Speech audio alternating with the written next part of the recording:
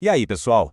Vamos mergulhar num dos maiores quebra-cabeças do mercado hoje. Olha só, por uma década, o ciclo de 4 anos do Bitcoin era quase previsível, sabe? Como as estações do ano. Só que agora ele está se comportando de um jeito que ninguém esperava. A grande pergunta é, será que o ciclo quebrou de vez? Vamos investigar isso juntos. Tudo parece ter chegado num ponto crucial numa data bem específica, 16 de novembro de 2025. Foi nesse dia que um sinal técnico, um sinal que historicamente sempre marcou o fim das grandes altas do Bitcoin, acendeu pela primeira vez nesse ciclo. O que aconteceu foi o seguinte: o preço do Bitcoin fechou a semana abaixo da sua média móvel de 50 semanas. Nos ciclos passados, isso era tipo o prego no caixão, sabe? O sinal claro de que um longo inverno cripto estava começando. E a pergunta na cabeça de todo mundo agora é: será que a história vai se repetir?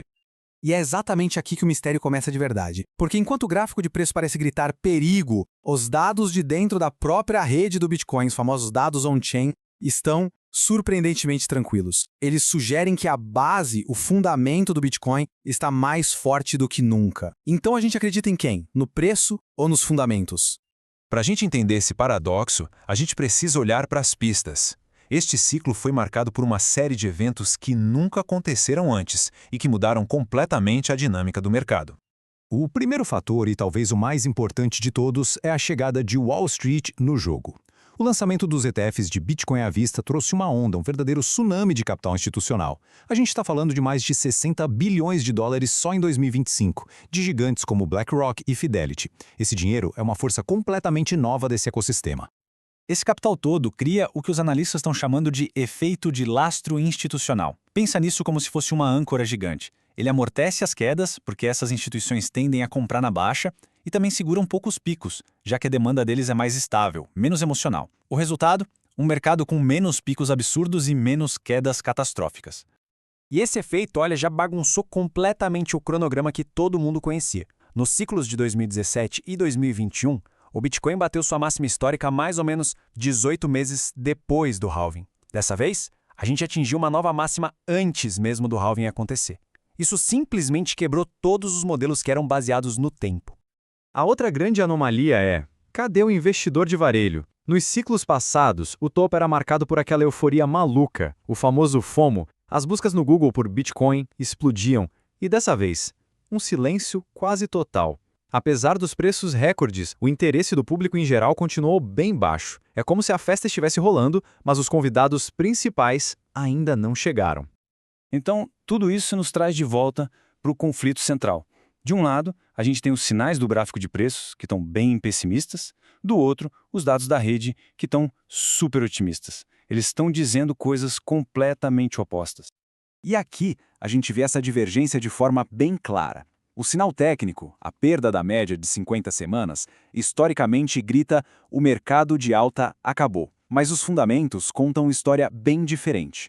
O MVRV-Z-Score, por exemplo, está bem longe da zona de euforia. O PyCycle Top, que é um indicador super preciso, nem sinal de cruzar. E o SOPR mostra que não tem ninguém correndo desesperado para vender e realizar lucros.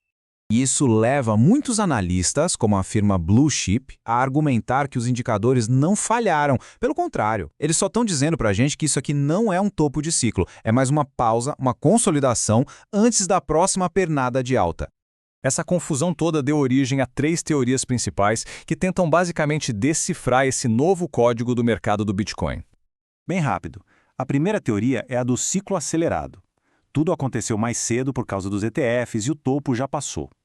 A segunda é a do superciclo institucional. Esquece o ciclo de 4 anos, agora é só uma subida longa e com menos volatilidade. E a terceira, que é a mais interessante, é a do ciclo de liquidez global. O Bitcoin agora é um ativo macro, que dança conforme a música da economia mundial. De todas essas teorias, tem uma que parece explicar melhor todas as peças desse quebra-cabeça, a da liquidez global. O ponto crucial é esse. O Bitcoin amadureceu. Ele não opera mais numa bolha, isolado, guiado só pelo seu próprio calendário. Agora, ele está totalmente integrado ao sistema financeiro global. Ele virou gente grande. Então, a nova fórmula para entender o preço do Bitcoin parece ter 3 camadas. O halving ainda importa, claro, como a base da escassez. Os ETFs criaram um piso de demanda estrutural que não existia antes.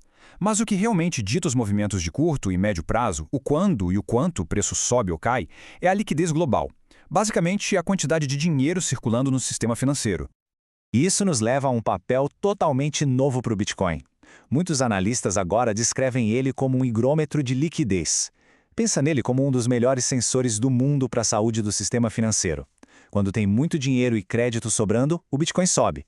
Quando a liquidez seca, ele cai primeiro. E o legal é que essa teoria amarra todas as pontas soltas. A máxima histórica antecipada foi um influxo dos ETFs junto com a expectativa de mais liquidez. A fraqueza atual é o Bitcoin reagindo a um aperto na liquidez global. E os dados on-chain saudáveis, eles mostram que os investidores de longo prazo entendem essa nova dinâmica e não estão em pânico. Eles estão só esperando a maré da liquidez virar de novo. Certo.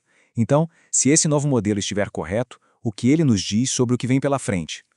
No curto prazo, a palavra-chave é cautela. Enquanto a liquidez global estiver apertada, o Bitcoin pode continuar de lado ou até cair mais. Mas no médio prazo, a perspectiva é bem otimista. Quando os bancos centrais inevitavelmente tiverem que injetar mais dinheiro no sistema, o Bitcoin pode ser o primeiro a reagir, com alvos que vão de 150 a 250 mil dólares. E no longo prazo, a tendência de amadurecimento, com ciclos cada vez menos voláteis. E olha, não é só entusiasta de cripto que está pensando assim, não. Grandes instituições financeiras estão projetando alvos bem mais altos para os próximos anos. JP Morgan, Standard Chartered e até os modelos da ARK Invest, todos eles enxergam um potencial de valorização bem grande a partir dos níveis de agora. Portanto, a grande conclusão dessa nossa análise é bem clara. Aquele sinal de venda que a gente viu não significa que o ciclo do Bitcoin quebrou.